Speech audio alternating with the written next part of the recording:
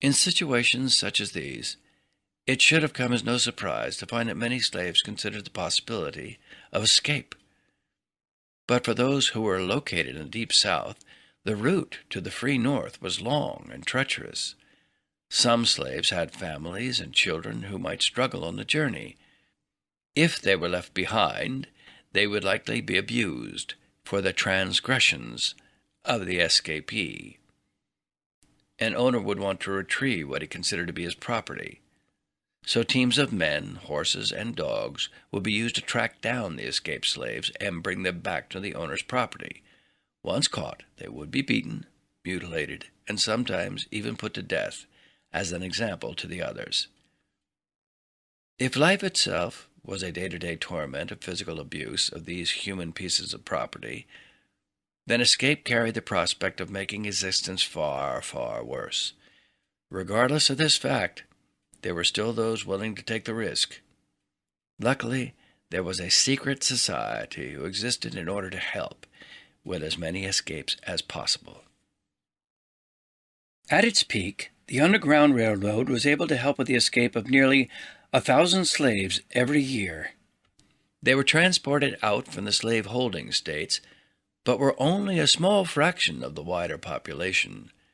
The total quantity of slaves numbered in the tens of millions, while at least 5,000 court cases appeared annually with claims on a missing or escaped slave.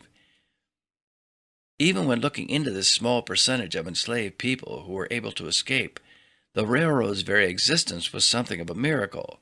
Forced to operate in complete secrecy, their efforts pushed the boundaries of what was capable with so small a secret society. Thanks to the Fugitive Slave Act of 1793, the onus for the recovery of an escaped slave fell on those states where the practice was still permitted.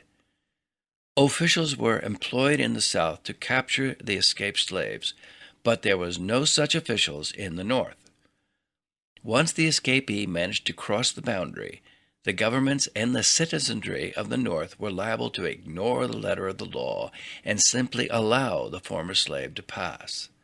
As such, the Underground Railroad existed to help move escaped slaves from the South into the North.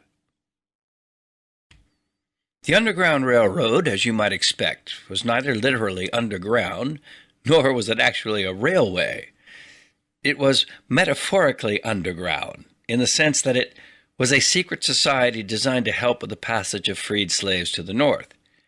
Meanwhile, the railroad part of the name referred to the discourse and vocabulary used by the travelers to refer to different parts of the journey to the North. These small pieces of terminology use words associated with the train network to refer to key elements of the society's route north. The words include agents/shepherds, the people who help the slaves to learn about the existence and location of the railroad; conductors, guides along the route who would advise the slaves of where to go; stations, way stations, stops and hiding places located along the escape route; station masters, people who would offer the slaves a hiding place inside their homes; passengers, cargo, the words used to refer to the escaped slaves; a ticket. A slave who wanted to escape via the railroad would be said to have obtained a ticket. Stockholders, people who provided financial backing and support to the railroad.